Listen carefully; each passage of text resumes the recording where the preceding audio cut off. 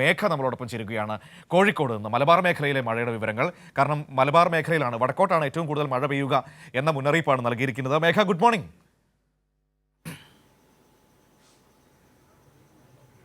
Good morning Manu.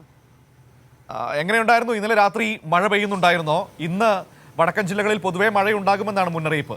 ഏതൊക്കെ തരത്തിലുള്ള ജാഗ്രതാ നിർദ്ദേശങ്ങളൊക്കെയാണ് നൽകിയിരിക്കുന്നത്?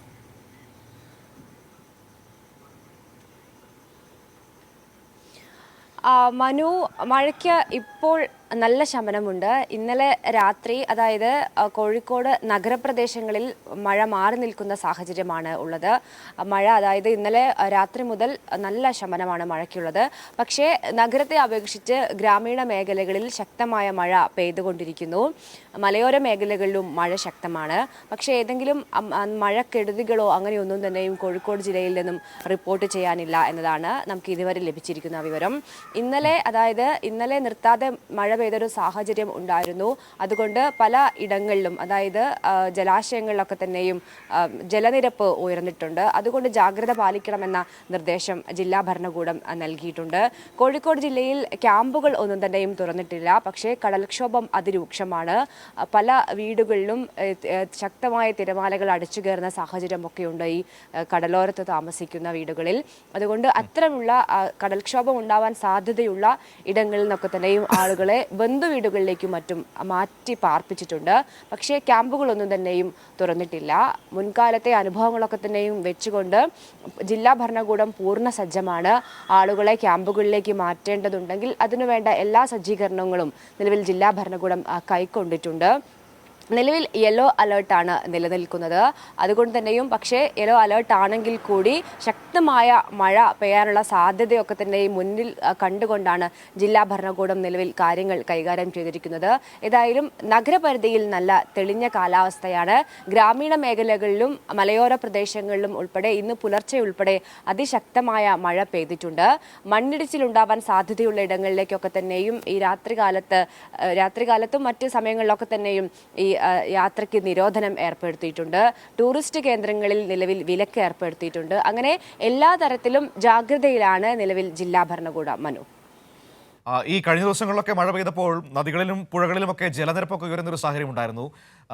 പ്രത്യേകിച്ചും അങ്ങനെയുള്ള പ്രശ്നങ്ങളൊക്കെ മാറിയിട്ടുണ്ടോ? സാധാരണഗതിയിലേക്ക് എത്തിയിട്ടുണ്ടോ?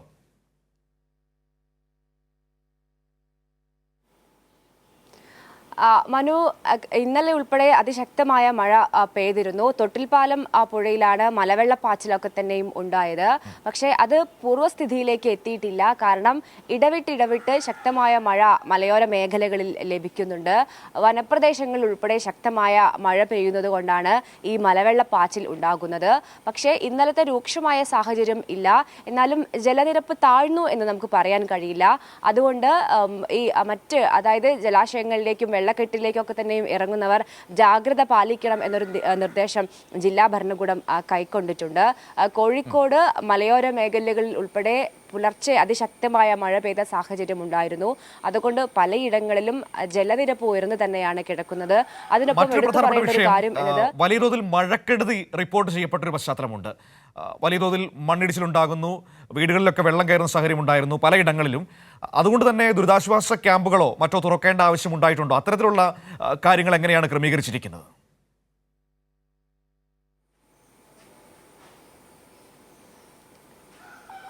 മനു, കോഴിക്കോട് ജില്ലയിൽ നിലവിൽ ക്യാമ്പുകളൊന്നും തന്നെയും ആരംഭിച്ചിട്ടില്ല.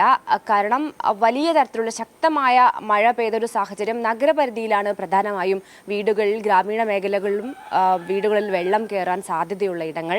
അവിടെ അത്ര ശക്തമായ മഴ ഇതുവരെ ലഭിച്ചിട്ടില്ല. പക്ഷേ ഈ കടലോരത്ത് താമസിക്കുന്ന വീടുകളിൽ നിന്നാണ് നിലവിൽ ആളുകളോട് മറ്റ് ബന്ധു വീടുകളിലേക്കൊക്കെ തന്നെയും മാറി താമസിക്കാൻ ഒരു നിർദ്ദേശം ജില്ലാ ഭരണകൂടം നൽകിയിരിക്കുന്നത്. പല വീടുകളിലും ശക്തമായ തിരമാല വന്നതിനെ തുടർന്ന് കേടുപാടുകൾ സംഭവിച്ചിട്ടുണ്ട്. ഈ വേലിയേറ്റ സമയത്തൊക്കെ തന്നെയും അതിശക്തമായ തിരമാല വീടുകളിലേക്ക് അടിച്ചു കയറുന്നു എന്ന പരാതിയുണ്ട്. ഇതേ തുടർന്നാണ് ഇത്തരം സാഹചര്യങ്ങളിൽ താമസിക്കുന്ന ആളുകളോട് ബന്ധുവീടുകളിലേക്ക് മാറാൻ നിലവിൽ നിർദ്ദേശം നൽകിയത്. മറ്റ് ക്യാമ്പുകളൊന്നും തന്നെയും കോഴിക്കോട് ജില്ലയിൽ ഇതുവരെയും ആരംഭിച്ചിട്ടില്ല. കാരണം ഈ വെള്ളം കയറാൻ സാധ്യതയുള്ള ഇടങ്ങളിലൊക്കെ തന്നെയും ശക്തമായ മഴ ലഭിച്ചിട്ടില്ല. മലയോര മേഖലകളിലാണ് മഴ രൂക്ഷമായി ഇന്നലെയൊക്കെ തന്നെയും അനുഭവപ്പെട്ടത്. എന്നാൽ അവിടെയൊന്നും തന്നെയും നിലവിൽ ക്യാമ്പുകൾ ആരംഭിച്ചിട്ടുമില്ല. ഏതായാലും ക്യാമ്പുകൾ തുടങ്ങാൻ വേണ്ട സജ്ജീകരണങ്ങളൊക്കെ തന്നെയും നിലവിൽ ജില്ലാ ഭരണകൂടം കൈക്കൊണ്ടിട്ടുണ്ട്. കാരണം ഏത് നിമിഷം വേണമെങ്കിലും മഴ കൂടുതൽ ശക്തി പ്രാപിക്കാവുന്നൊരു സാഹചര്യമാണ് നമുക്ക് മുമ്പിൽ നിലവിൽ ഉള്ളത്. അതുകൊണ്ട് എല്ലാ തരത്തിലുള്ള മുൻകരുതൽ നടപടികളും നിലവിൽ ജില്ലാ ഭരണകൂടം കൈക്കൊണ്ടിട്ടുണ്ട്. പക്ഷേ കോഴിക്കോട് ജില്ലയിൽ നേരത്തെ മനു സൂചിപ്പിച്ചതുപോലെ മഴക്കെടുതികൾ ഉണ്ടായിരുന്നു. അതായത് ഇന്നലെ കോഴിക്കോട് തൂവപ്പാറയിൽ പ്രധാന റോഡ് കടലാക്രമണത്തെ തുടർന്ന് പൂർണ്ണമായും തകർന്ന സാഹചര്യമാണ്. അതുകൊണ്ട് തന്നെ ഈ കൊയിലാണ്ടി, പൊയിൽക്കാവ് തുടങ്ങിയ ഇടങ്ങളിലേക്കൊക്കെ തന്നെയുള്ള ഗതാഗതം നിലവിൽ ആ റോഡിൽ നിരോധിച്ചിരിക്കുന്ന സാഹചര്യം കടലോര മേഖലയിൽ. മറ്റിടങ്ങളിൽ മറ്റു പ്രശ്നങ്ങളൊന്നും തന്നെയും ഇതുവരെ റിപ്പോർട്ട് ചെയ്തിട്ടില്ല. ഒപ്പം ക്യാമ്പുകളും ജില്ലയിൽ ഇതുവരെ ആരംഭിച്ചിട്ടുമില്ല. മനു.